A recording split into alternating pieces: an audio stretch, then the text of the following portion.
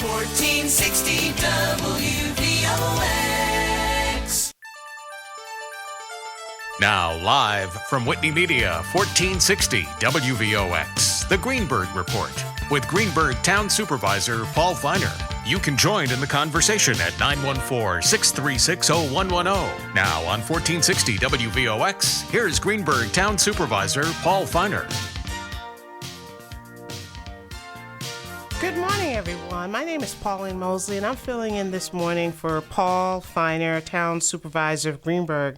And we're so happy today to have with us in our studio Ms. Charlotte Osman, the CEO of the Mental Health Association of Westchester, and also with her is Miss Patrice Ingracia, a member of her board member of this organization. So thank you, ladies, for joining us today. First, I'd like to say, Miss Osman, can you please tell us a little bit about yourself and about the Mental Health Association of Westchester?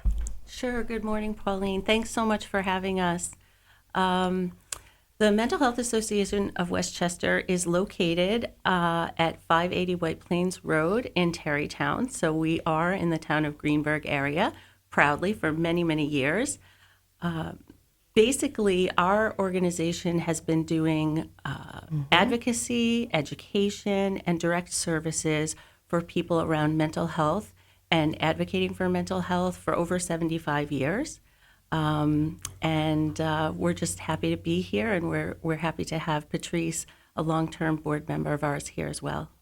Thank you so much. And Miss Patrice, can you please tell us a little bit about yourself and what you do and how you got involved with the Mental Health Association of Westchester? Thanks for having me. I'm really here, in a sense, as a member of the board of the Mental Health Association and a member of my family. I got involved with MHA like a lot of people do with not-for-profits because a friend of mine tapped me on the shoulder. My friend was the former CEO of MHA, Carol Headland, and because I had a marketing and communications background, she asked me if I could provide some advice to the board of directors at that time who were planning a gala. Mm-hmm. And he said, hey, we could use some, outside ideas. And like a lot of people who get involved with not-for-profits, my role evolved. So I did that for a couple of years simply as a volunteer. Then I was asked to join the committee and then join the board. And I guess I've been on the board, I don't know, I was counting probably about 16 years or so, and I've held a lot of roles in that time. It's a group I feel very passionate about. I'm involved in two Westchester-based not-for-profit boards. One is this one, mm-hmm. and one, the Friends of the Rockefeller State Park Preserve, also bounding on Greenburgh. And that's how I spend a lot of my time. I retired a few years ago, try to play some sports and stay in shape, less successful on that front, and give time to groups like this. We all need to be doing that, I think, if we possibly have some extra time. Well, thank you so much. And I understand the Mental Health Association of Westchester is recognizing you and some others as well on the virtual gala on Wednesday of October 26th. So, Charlotte, could you explain to our audience a little bit about this gala? And congratulations to you, Miss Patrice, for being recognized at this gala. Yes, thank you.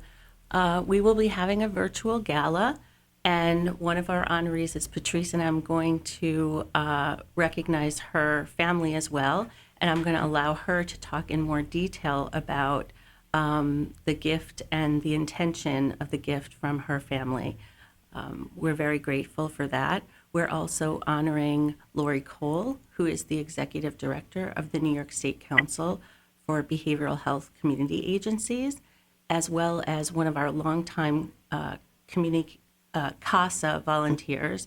Her name is Benita, and we're looking forward to everybody tuning in. There's no cost, and we'll be sharing information about our programs and services, and people hopefully will join us and donate and support the organization that serves all of Westchester County, Rockland County, and Putnam County.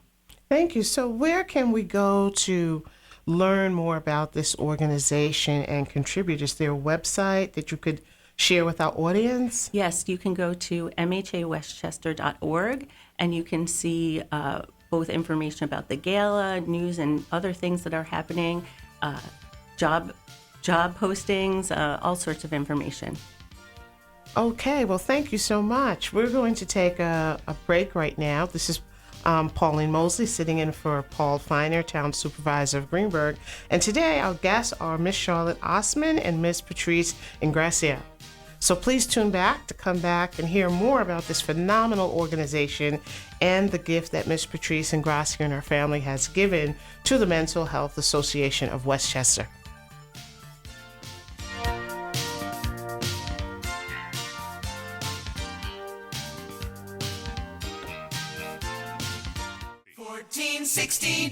WVOX. Now back to the Greenburgh Report on 1460 WVOX. Once again, here's Greenburgh Town Supervisor Paul Feiner. Hi, I'm Paul Feiner. I'm Greenburgh Town Supervisor with Pauline Mosley, and I apologize for missing the first 10 minutes of the show, but they closed the road. They were repaving the road right in front of WVOX, and there were detours, and I probably had a mental health crisis because I couldn't figure out how to get here. So I was late. You're in good hands. But I'm thank you for helping out. But I just wanted to first thank the Mental Health Association for all you do in the county, and I'd also like to express my appreciation to Patrice Ingracia and the Ingracia family for doing so much to help others. Patrice is going to be honored at a virtual gala on Wednesday, October 26th. Patrice, thank you so much for what you've done.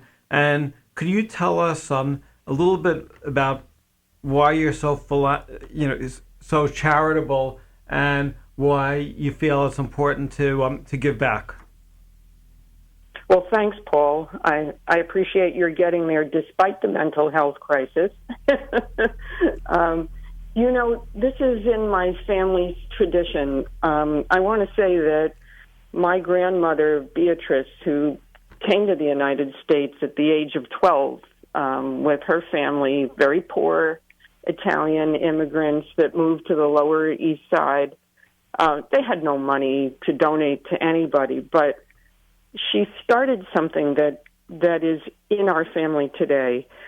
She read and wrote Sicilian only when she got to New York, but once she got here, she learned English very well. My great-grandfather subscribed to 3 newspapers.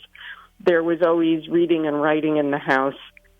So she learned English, moved up in the ranks in school from first grade as a 12-year-old to 4th grade in a few months. So that was important to her.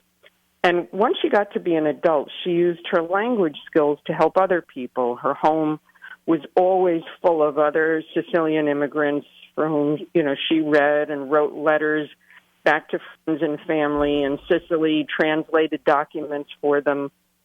And I got to tell you, she and my grandfather worked very, very long hours to support 5 children. He held a few jobs. She worked outside the house. But she gave her precious time and her heart. And I think she inspired my father, who saw this as a young boy, and then he took it to a whole new level. Dad, played handball on the New York City streets and in the parks, became an exceptional athlete. He couldn't afford to compete on a national level until he was sponsored by the New York Athletic Club. And then with that assistance, he rose through competition to become the United States handball champion several times. Wow. So Dad succeeded, but through the help of others, and decided to make a contribution in return.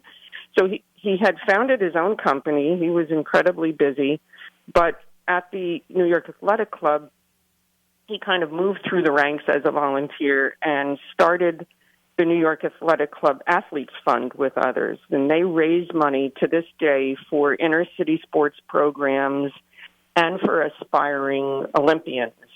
You know, organizations like the U.S. Olympic Committee take people on once they get to a certain level. But how do you seed athleticism and sports-minded activities for kids at an earlier stage? That's what the Athletes Fund does.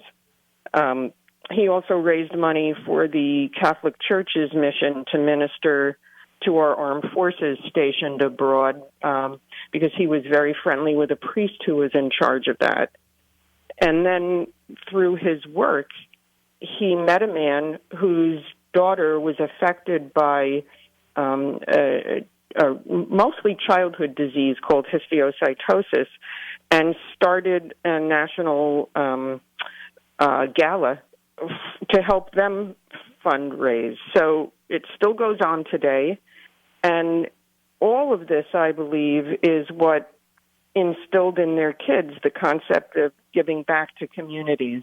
That's really fantastic. So, thank you. Yeah, our family's involved in an awful lot of different charitable groups. I mean, my brother's very, very involved with Covenant House, my sister-in-law with New York Pet Rescue, my sister with the Harvard Business School Community Partners, and my nieces through the J Heritage Center, Reach Prep, Breast Cancer Alliance, and it goes on. So, you know, I think this is all something that we learned along the way, and I encourage people who are interested charitably to teach that to their own children through example primarily, but also, you know, through talking about it at home. You might have talked about this while I was lost on my way here, but I'm sort of wondering what made you pick the Mental Health Association. Well, I've been involved for a few decades with the organization, first as a volunteer and then as a board member. And again, it's personal outreach. My friend, who was the executive director, asked me, given my own professional background, if I could help give MHA some advice on their gala and development and so on. And so I did, and more over the years got deeper and deeper in terms of my own involvement as a volunteer. But, I mean, mental health is something that I think affects every family. When I was in my 20s, I had one of those bad romantic relationships we've probably all gone through, and I went through a depression for a few months that was very significant. I had other family members go through their own things, and I believe that this touches so many people, and it's so underfunded. So I wanted to give in my own way and time, and my parents supported that and supported the organization. We have to take a break, and we'll be right back. And I want to remind everybody that our the Mental Health Association is having an online event honoring Patrice Ingrassia and the Ingrassia family Wednesday, October 26th. I'm Paul Feiner, Greenburgh Town Supervisor with Pauline Mosley.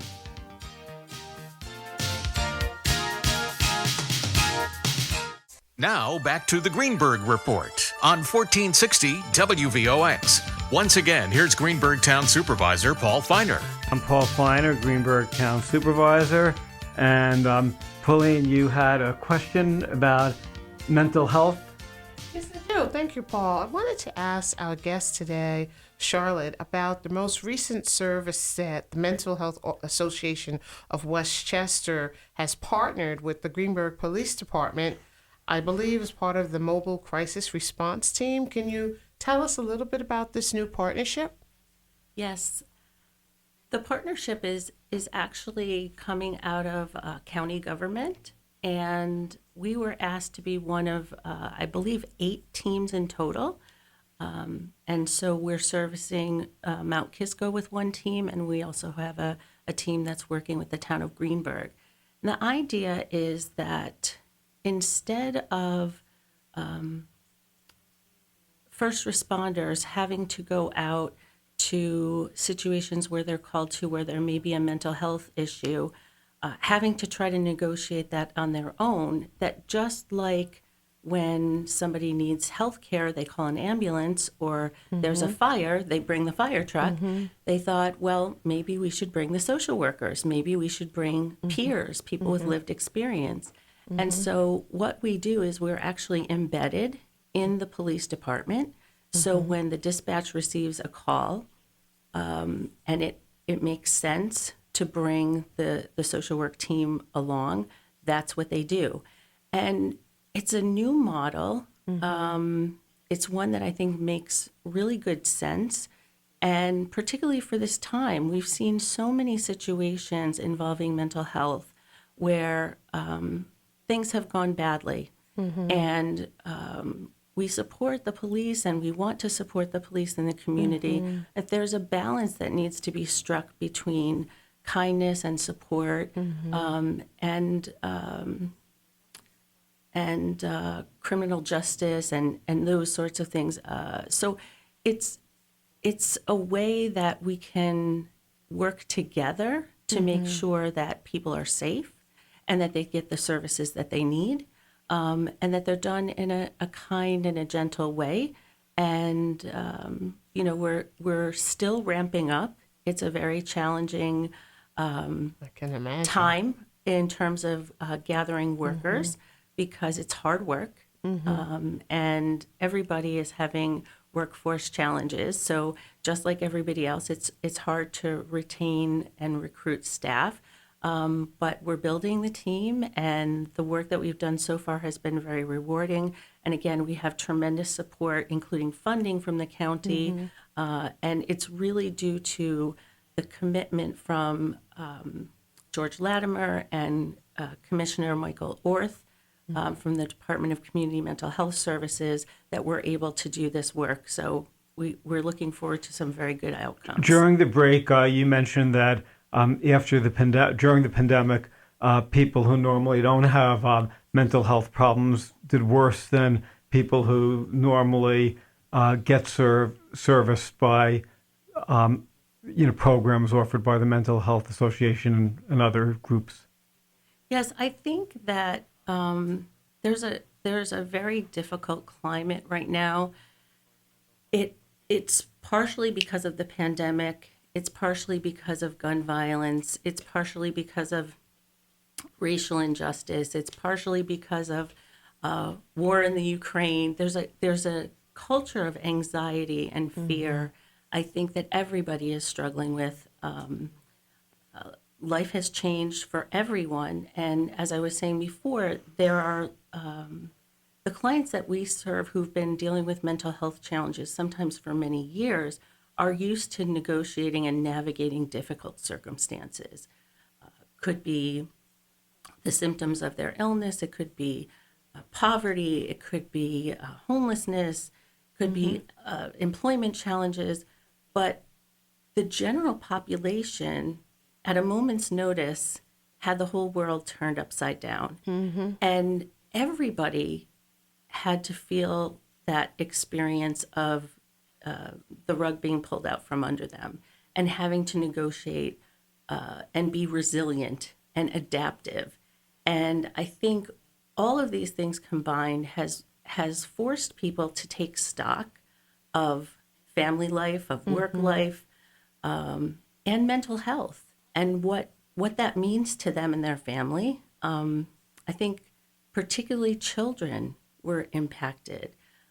All of the things, sports, school, the normal graduations, the religious ceremonies, the things that were milestones of their growth and development, all changing or disappearing, has impacted them in a way that I don't think we'll understand completely for generations, really.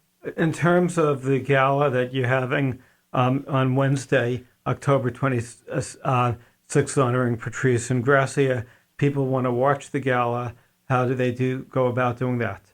You can go to mhawestchester.org.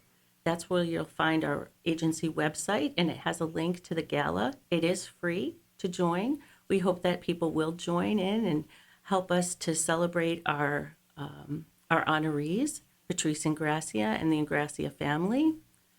Lori Cole, the executive director of the New York State Council of Community Behavioral Health Agencies, and Benita Marks, a longtime volunteer from our court-appointed Special Advocates Program. She's also been a champion for children in Westchester for many years.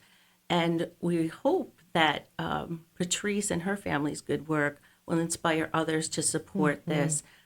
With this increased demand for services, the thing our biggest challenge right now is access, and making sure that we can provide access to mental health services for all the people who need them. All ages and stages, all walks of life. We want to be a support for people. So we need community support. We need financial support in order to do that. And we're so grateful for Patrice and her family for providing that. Yeah, I just wanted to mention that the Greenburgh Town Board is having our meeting on October 26th, but I'm going to tell everybody to watch your meeting instead, because your event instead, because there'll be less stress if they don't attend a town board meeting. But I wanted to also, and if Patricia's on, wanted to know if we could, as a town board, honor you and your family at our November town board meeting. Because, I think that it's people like you who are making a great positive difference in the community. And Absolutely. It's always nice to be recognized by your own local government, in addition to the Mental Health Association. So I'm wondering, Patrice, if you'd be receptive to being honored. Very much. Thank you. That touches me, and I know our family would appreciate it very, very much. Great. So I'll get back to you. It's the second Wednesday in November at 7:30, and again, we're having our town board meeting this week. But I think I'm gonna, when I get to the office later, I'm gonna encourage everybody to attend the gala instead of the town board meeting.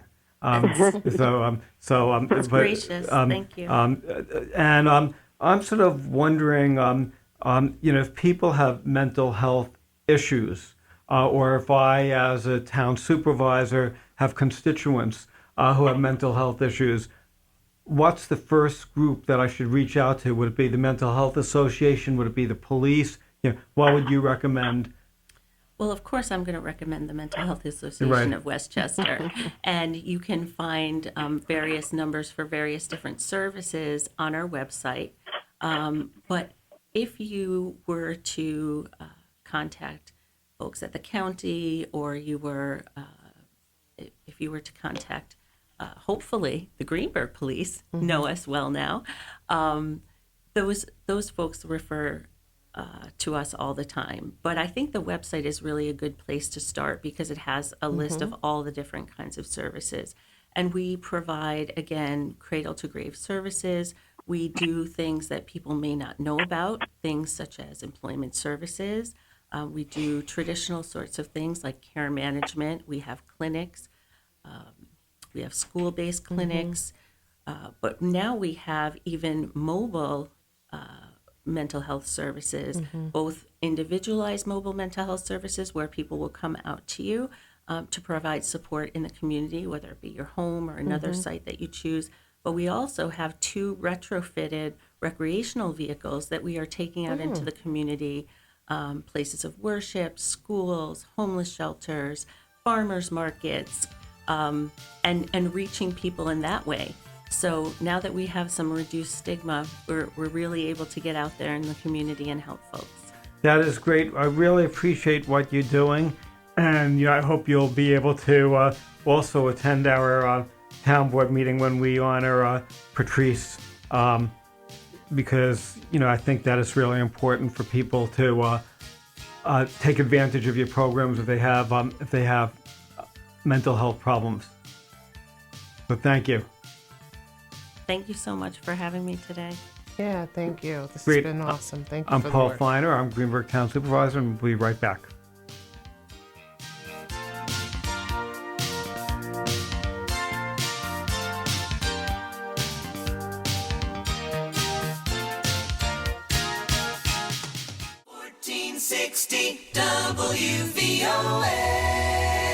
Now back to the Greenburgh Report on 1460 WVOX. Once again, here's Greenburgh Town Supervisor Paul Feiner. So,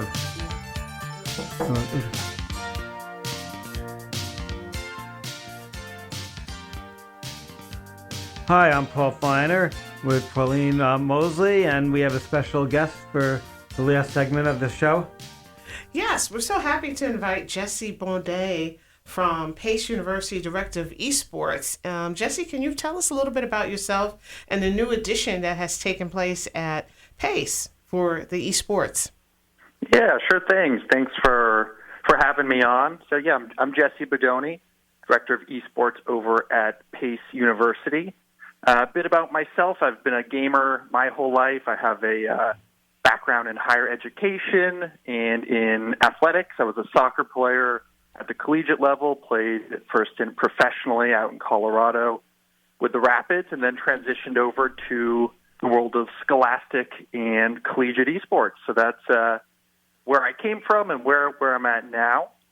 And a bit about what we have going on over at Pace. So we have a vivacious esports program, and for those who might not be familiar, you have sort of this overarching world of video games. Esports is the competitive, team-oriented, typically subsection of the larger video game industry.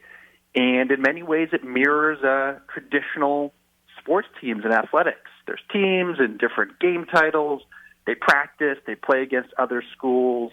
We have competitive players. We have casual players. And we have a really big community over at Pace. That is great. And who is eligible to participate in this? If you're a student, undergraduate or graduate, and you attend Pace, then you can participate.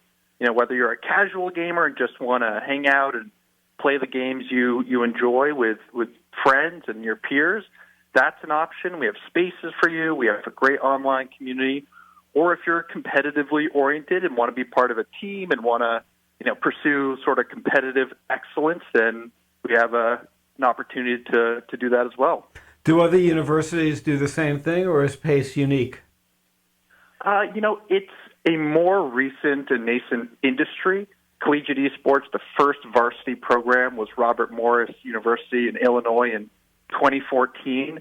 Now there are over, I believe, 500 varsity programs across the country. So we're not the first, but we're still sort of in that early adopter category, I would say. What about in like Westchester or in this area? Are you sort of doing something more unique than other local colleges?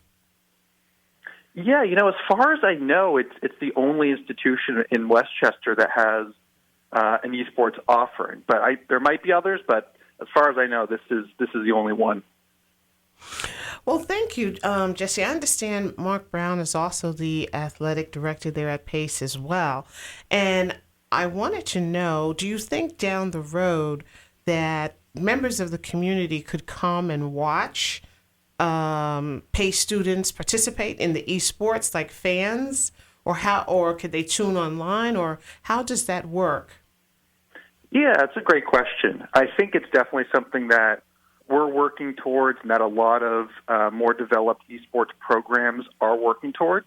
As I mentioned, esports programs and teams, they do resemble in many ways traditional athletic programs and teams, and as such, there's fanfare, their friends want to come watch, their families want to come watch. So as the infrastructure develops, as the industry matures, as we, schools allocate more resources to their programs, then certainly spaces will be built out to accommodate for that kind of thing. And some schools, have that already. Big stadiums, tons of people, audience seating. But for the time being, we offer and stream a lot of our matches across all of our game titles on Twitch. So people can tune in remotely, and they get broadcasted. So that's one way that people can tune in. And again, just for the audience, esports, as I understand it, is electronic sports, and it's sort of a form of competition using video games. It's basically multiplayer video game competitions. So are the skills that are needed for esport sort of athletes a little different than, say, people who might not be good at baseball or football or soccer? Yeah, I think so. Right, there's some similarities for sure, and also some marked differences. I think one of the big differences is that you have sort of a category of athlete, right, that might not find the same kind of successes physically on a soccer field or on a basketball court or playing baseball, but rather they have certain strengths like reaction time. Maybe they're great teammates. They have great communication. They have really quick twitch reflexes. These kinds of skills lend themselves to being successful at a variety of different video games. So in some senses, yes, I think there are similarities. You still need to have coordination, teamwork, work well with others. You need to be able to understand the thing you're doing at a very deep level and what it takes to be a successful competitor. But at the same time, you are more stationary, and that does lend itself to a different category of person being able to enjoy themselves and find success. And concentration is really important, I guess. Absolutely. What games do you play? So we compete competitively in 6 different titles, which are some of the more popular titles out there. They are League of Legends, Overwatch 2, Super Smash Bros. Ultimate, Rocket League, Fortnite, and Valorant.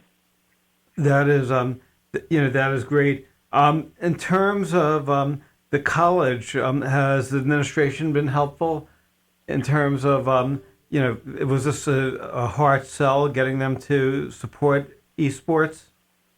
Yes and no. For a long time prior to my arrival at Pace, our athletic director, Mark Brown, was really banging on the drum for esports. He had the vision. He saw it coming a long way down the road. He was doing that for a few years. When I came on and we started sort of educating some of the administrators and the professional community as to the benefits of the collegiate esport program and what we could do, and the ball started rolling, there became a tipping point at which the administration bought in, and they've been nothing but extremely supportive and behind the entire initiative. That's great. How have the students been receptive to this new option and program? How has it been received by the students?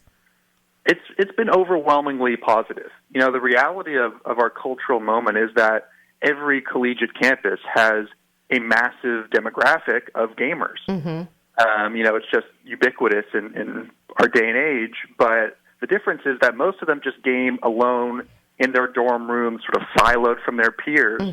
So when you bring them into a community space and you give them a formalized, institutionally supported way to meet friends, to game, to compete, whatever they want to do, I mean, it's pretty obvious it's going to be a super positive thing. So we've had, since our formal start of the program back in January of 2022, this year, we now are over 700 members in our esports program, with I think 90-plus members on our competitive teams, varsity, academy, club, and we've heard from many students that it's just been a dramatic, enhancing force in their collegiate experience.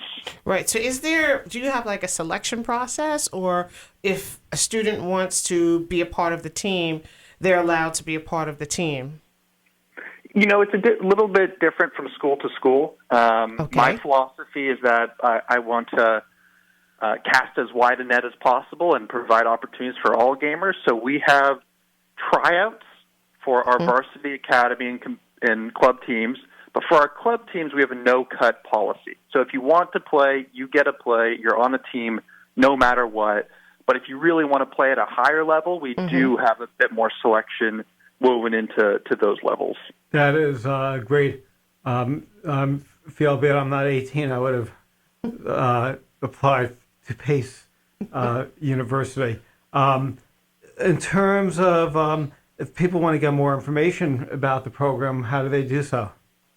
Yeah, so we can, we have social media. That's a great way to do it. And our website has a lot of information. That's paceuesports.com. So we have a dedicated website for the program. And then our socials are all the same on Instagram, Twitter. It's PaceU Esports. You can find us there, and that's probably the best way to get info as to what we're doing. That is a great. Do you offer esport classes for credit? We do. So at present, we have a few sort of gaming-related courses that you can take, history of video games, some computer science classes, but we are looking into rolling out specific sort of gaming-related majors, potentially something in game development with our computer science program and our school in Seidenberg. So it's something that the institution is looking into in a more dedicated way. That is great. We're running out of time. Any last-minute things you want to say? I believe that's it. We got through a lot in 10 minutes. Thank you for having me on. Check out our program. If it's interesting to you, feel free to shoot us an email or shoot me an email at esports@pace.edu. Happy to answer any questions, and I think that's about it. That is great. I'm Paul Feiner, Greenburgh Town Supervisor, and we could also promote this at a town board meeting at some time. And if you want to attend a town board meeting sometime and speak for 5 minutes, would love having you, because I think this is something that would interest many students. Absolutely, and prospective students. It's actually a fantastic recruitment tool. So excellent work, Jesse and Mark Brown. Thank you. I'm Paul Feiner, Greenburgh Town Supervisor.